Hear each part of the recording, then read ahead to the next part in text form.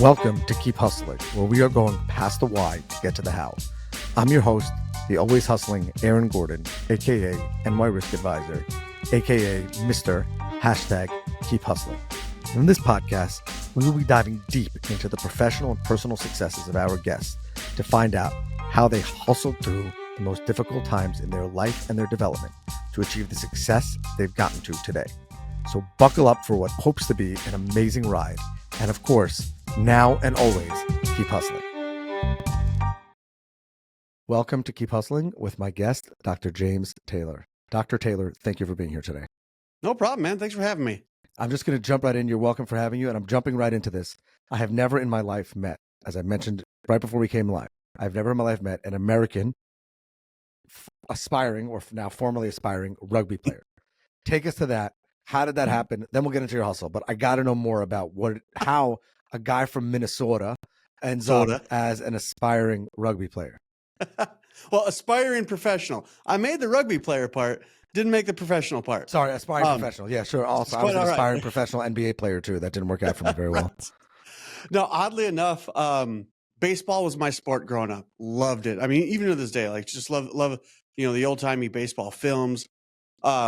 Made it into in high school, and it was either 9th or 10th grade. And I was like, man, if I don't make varsity, I ain't playing ball. Well, I didn't make varsity.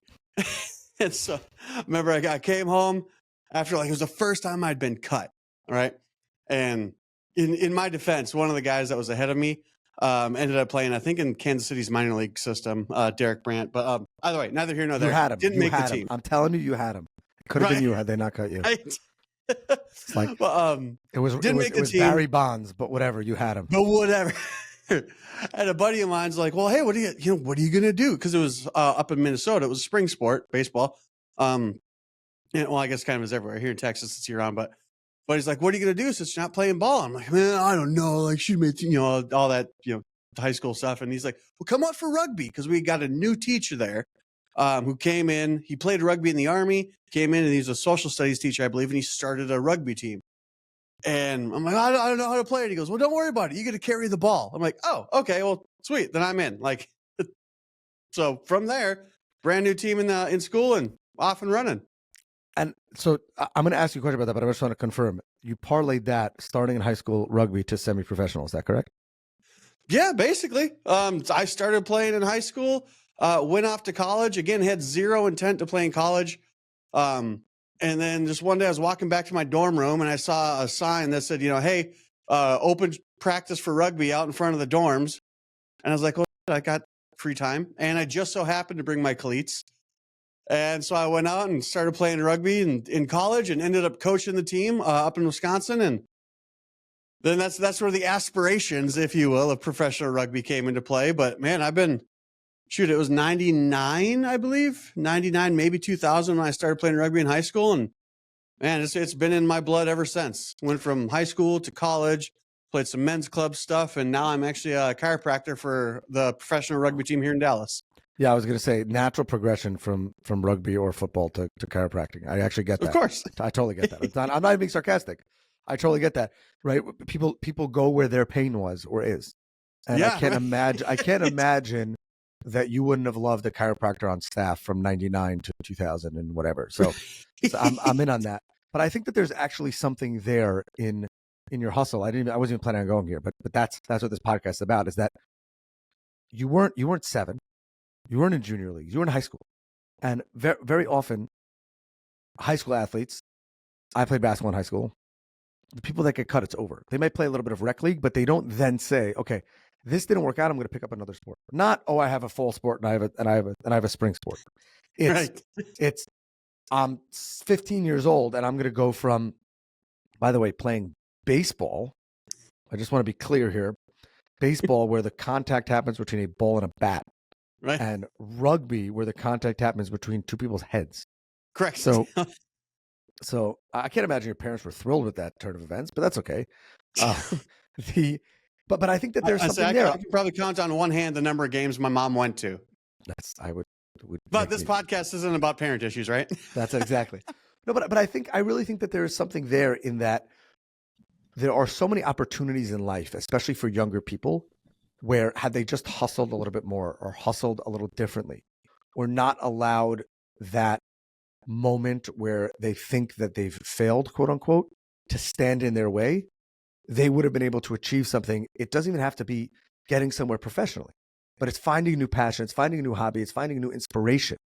And I think that that is really what Keep Hustling should be about, is when one door closes, it's a door that's on I just came up with this analogy. It's one of those restaurant doors that's on a swing. It's Right. not that one door closes, another one opens. It's simultaneously at the same time. A person doesn't realize that when one door seemingly closes, another one opens. And I think that that's super profound. But I have to ask about your upbringing and how you got from a guy from Minnesota playing hockey and rugby to being the number one rated chiropractor in Dallas. So,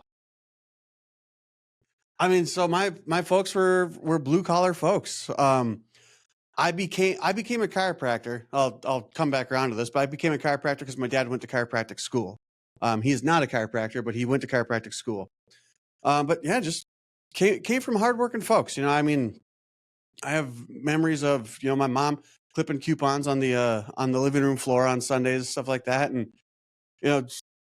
dad just sitting at the kitchen table in the morning, bowl of cereal in front of him, knee shaking, cigarette in his mouth as we're watching early WWF wrestling. Big Bret Hart fan, if anybody cares. And then just when I was ballpark, let's say like 6th grade, my dad had hurt himself in the Army and was kind of like literally hobbling through life. Decided to take advantage of his GI Bill finally, and went to chiropractic school. So he started doing that when I was in 6th grade.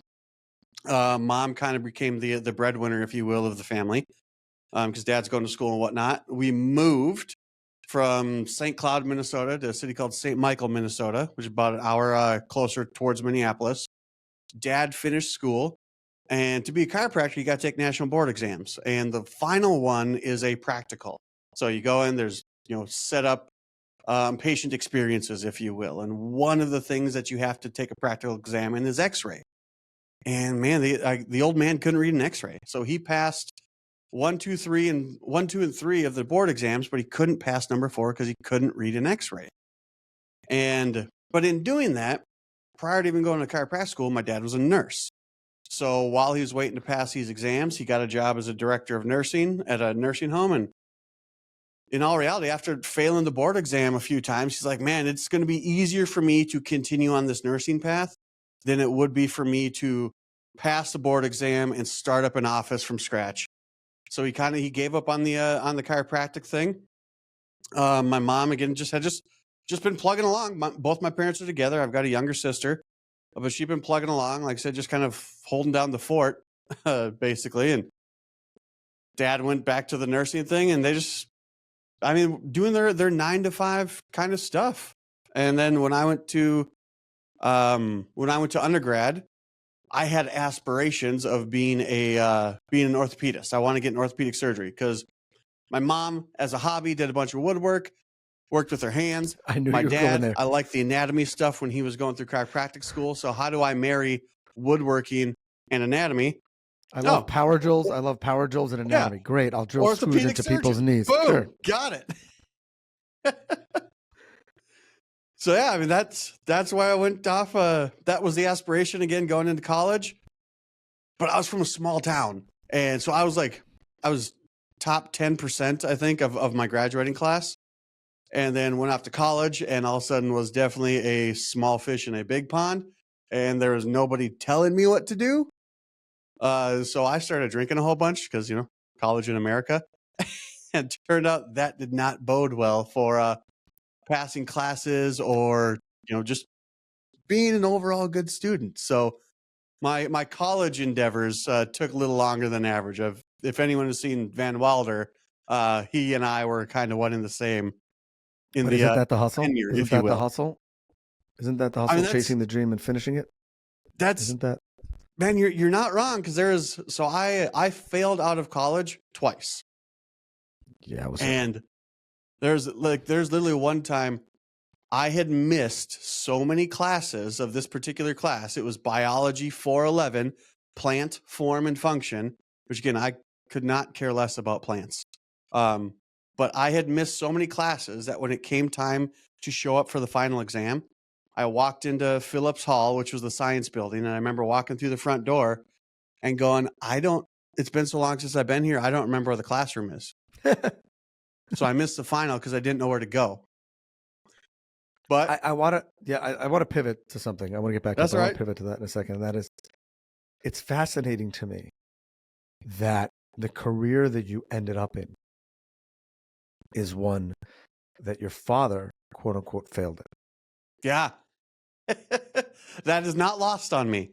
I think there's just one of the other things that I've learned in hosting this podcast is that I know you have 2 young children or 2 children. I don't know how young they are.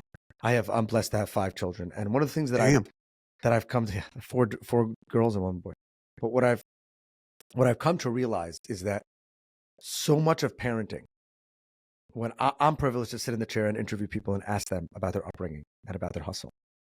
And we don't even realize the impact that small things that our parents do or those that are raising us do that has on our hustle.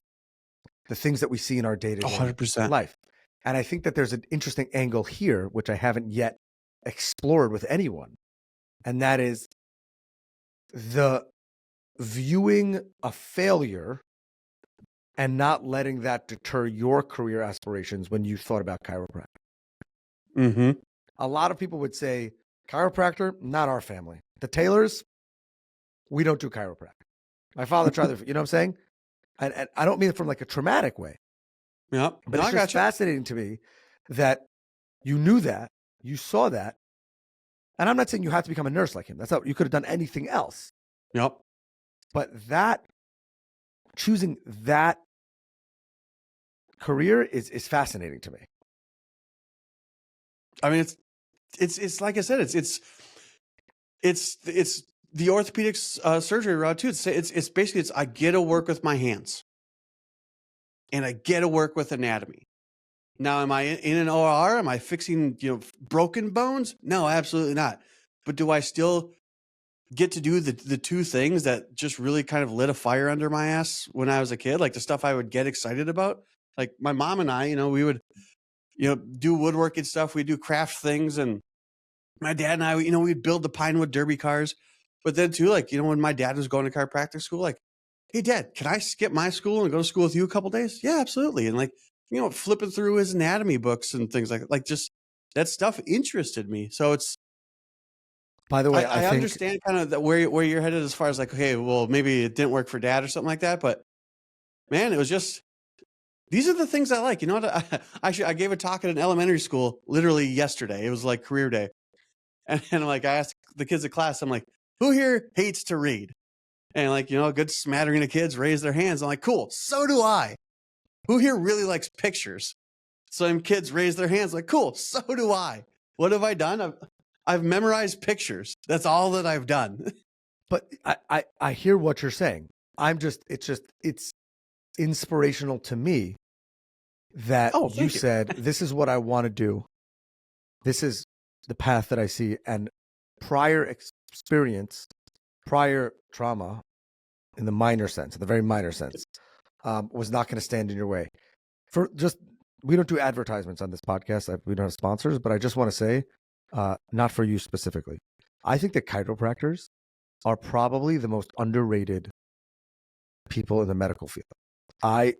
When I had I fractured 2 vertebrae in my back, or I guess if they're fracturing vertebrae, they have to be in your back, in a ski accident. And I had pain for like 10 years, chronic pain.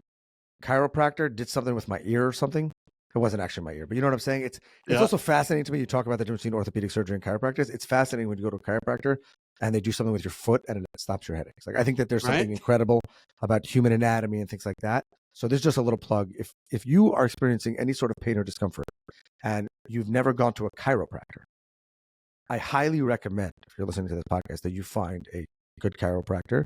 And I'm even going to put this out there and say, even if you're not in the Dallas area, reach out to Dr. Taylor and he will help you find one. You see, look, I'm doing unsolicited business recommendations I mean, for you to help people. I've been doing this for 10 years, and I've got a lot of names all around the country. Like if someone like, hey, I'm in Idaho. You know anyone? Yeah, I got a couple people in Idaho. I love that. So I want to know, what has been the most challenging moment of your career so far? In all reality, I would say it's probably about 15 months ago. This last February, I celebrated 10 years in practice. 15 months ago, December 25th of 2022, sitting down, just got done eating, breakfast at Christmas with my family. My folks were in town. And again, here in DFW, like we don't get a whole lot of snow and ice, but the past couple of years, we've been getting covered in ice. We get done with Christmas breakfast. There's snow on the ground, or a layer of ice on the ground. It had gotten real chilly here. I turned to my wife. I'm like, hey, I'm going to go get some socks on. I'm going to go run down and just check on the office, because I had purchased the building I'm in earlier that year. And get up, I go get some socks. I come back, I sit down on the couch, and my phone is sitting there and it's blinking that I'd missed a call. And I picked up the phone, and I missed a call from my neighbor, Dr. Thorne. I'm like, oh, heck yeah. He's calling to wish me a Merry Christmas. I'll call him back. Pick up the phone. It rings. Without even saying hello, he goes, hey, we've got water. Like crap. So Dr. Thorne, again, he's my tenant. He's a dentist. So there's lots of pipes on his side. We had burst a pipe. And I found out, again, this was about 10 a.m. Christmas Day. So I come down to the office here, and he's got a good 6 inches of water covering his whole space. And there's a dividing wall between us. So I go around, I check on my space, and I've got a good 2 inches throughout the whole thing. So the most trying time in my practicing career, because not only do I have patients to care for, but I've got employees to care for. I'm a one doctor office, so if I'm not working, they're not making money. I'm a building owner and a landlord. Okay, so now my tenant who pays me rent, well, if he can't work, he can't pay rent. But I've still got property taxes, and hell, my water bill just went up a whole bunch. It was spraying everywhere. So yeah, it was one hell of a Christmas present. Again, just about 15 months ago. Well, the insurance agent in me, which is my primary job, says, hope your insurance people took care of you, and that wasn't. But you've rebuilt, and you're there. True. And you're there, and that's.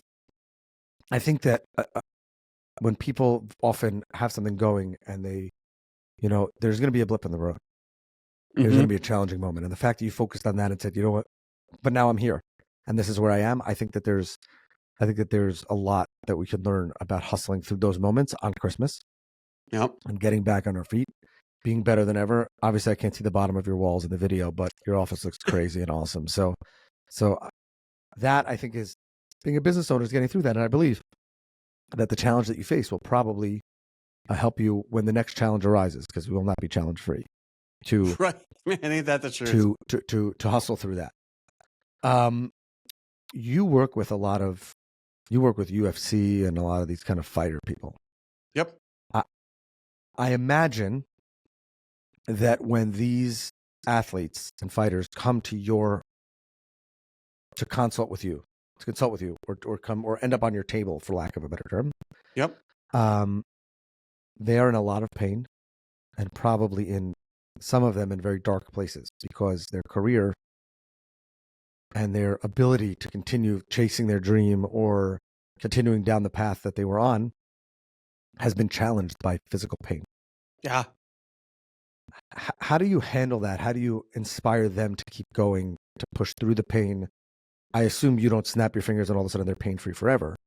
So how do you, and by the way, it's not like someone who's in the fighting business is just going to be able to sit on a beach with a cocktail. So in order for them to continue after they've told you of this pain, you have to effectively not convince them, but they want to be convinced to go back in the ring. So how do you help people hustle through that? So there's a quote by a former chiropractor. His name is Fred Barge, and it is, "He heals most in whom most have faith." So whether it's a fighter or a father or an accountant Like fighters and rugby players, they're fun to treat because they give me variety, right? But whether it's a fighter who's coming in, who's hurting and in a dark place because he's wondering about, the longevity of his career, it's the same thing with, someone who sits at a desk 40 hours a week. If they're like, hey, I can't sit at a desk or I can't stand up, or a plumber, like plumbers got to get into weird positions too. And like my biggest thing is even it's parents. Like I am not a pediatric chiropractor, but and again, ever since having kids, like I feel for parents because you should spend as much time as you can playing with your kids, not just watching them play games, like interacting with them. And if you have pain that stops you from getting down on the floor, you can't be a good parent. But going back to your question, how do I help these people? How do I make them see the path, right? He heals most in whom most have faith. I have to get them to have faith in me and my ability to not only get them better, but to trust that I'm going to do it. Like, hey, this is going to take a couple of weeks, but we'll get there. I promise you based on my expertise and my experience. I know you can't see that far ahead right now because heck, just like the flood, I'd never experienced that before. And you're right. I had a fantastic insurance agent. Shout out to Jason Ridley, if anyone is here in DFW, but I'd never done that, right? I'd never been through that thing before. So I didn't know what the path ahead looked like. A lot of these fighters or even just regular patients coming in, if they're in an immense amount of pain, they're thinking how their future is going to be affected if it stays like this, if they stay down like that. Before I can even, help them see the relief that chiropractic can offer, I have to instill the belief in them that we will be able to move forward and you will be in a better spot than where you are sitting in front of me on my exam table. That's for sure. And I think that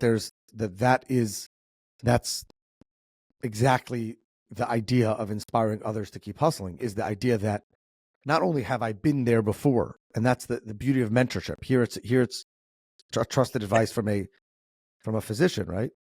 Yep. Is you have to believe that I can do this, I can help you, and there will be a brighter day. So I think it's amazing because you're literally holding people's dreams in your hands.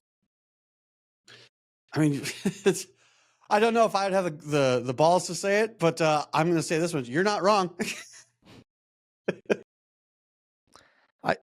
It's not like it's the way I look at it. It's not like someone is coming to you because they got a paper cut. Like these people are going to hit each other and get hit. And like that if that pain is there, some of them are crazy enough to just push through pain is nothing, right? Fine. Yep. But the one who ends up on your table, I have to believe that your hustle inspires theirs. So,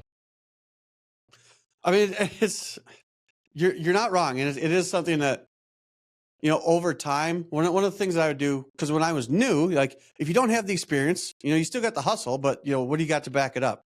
So I would literally be telling people, like one of my internships when I was still a student was with the former chiropractor for the Minnesota Vikings.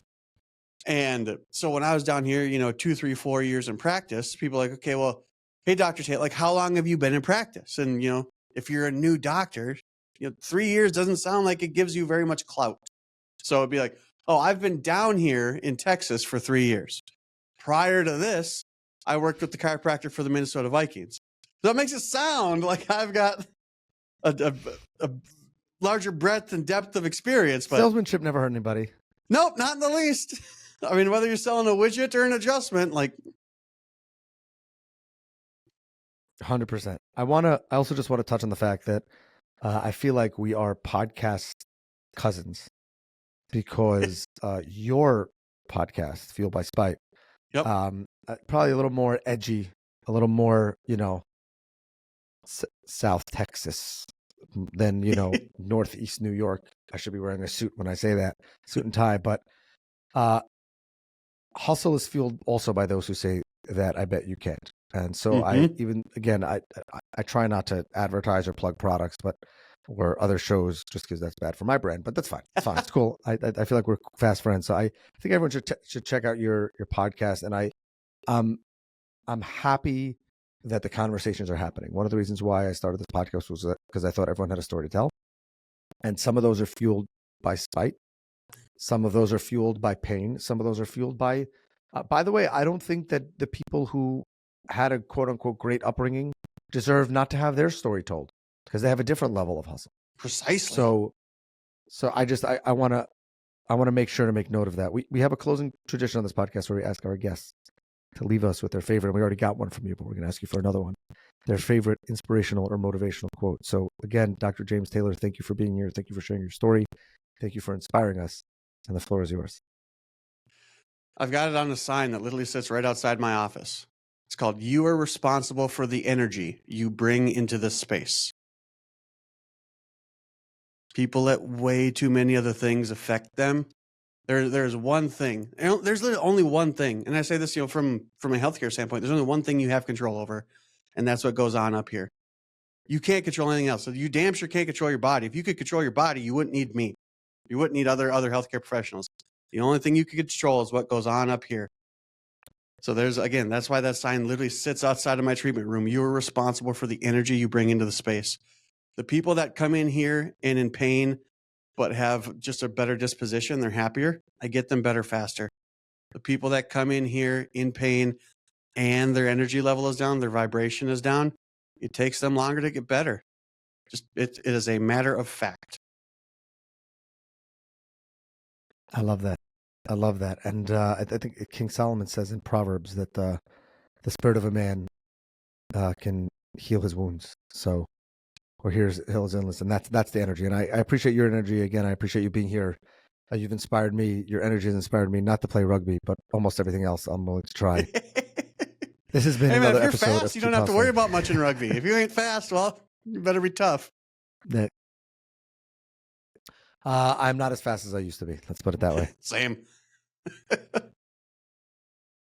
That's it. Well, this has been another episode of Keep Hustling. Remember, do well by doing good, and always keep hustling. All right, hustlers, that brings us to the end of another fantastic episode. Thank you for listening. Be sure to subscribe to our podcast so you never miss an episode. If you have any suggestions, comments, or even just want to say hello, please feel free to reach out to us on all social media platforms. We are Keep Hustling Pod. Until next time, stay curious, stay hungry, and keep hustling.